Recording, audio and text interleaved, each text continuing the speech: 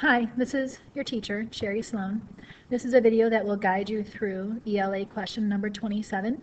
The one difference is that we read a piece of literature, and the literature that you would read to answer 27 would be within the exam. It would not be referring to a piece of literature you've already read. All right, let's get started. So if we were in the exam,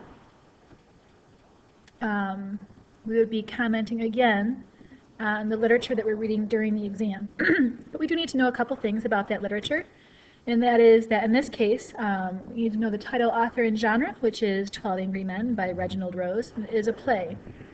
Then to continue, we need to really think about some of the major literary elements, and one is theme. And theme is the underlying meaning or lesson of the piece of literature. In this case, for 12 Angry Men, we have a couple themes going on.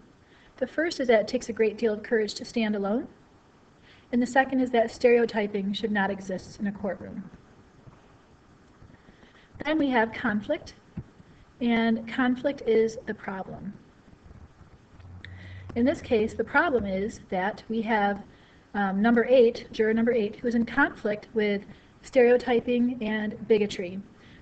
You could say that he's in conflict with one of the other jurors, but really in the beginning he's in conflict with all 11 jurors.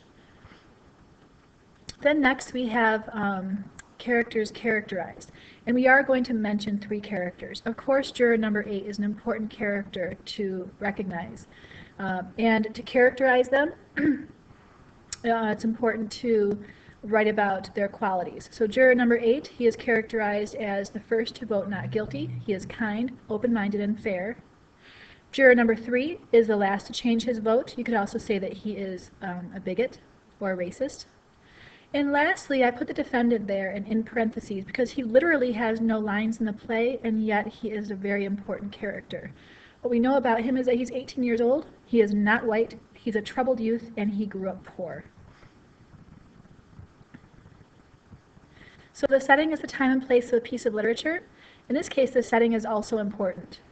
It is summer, it is the hottest day of the year, there's no air conditioning, and it's 4 o'clock in the afternoon, and it's an ugly room. The place, it's in a big city like New York or Chicago. It's also, the entire play takes place in a jury room.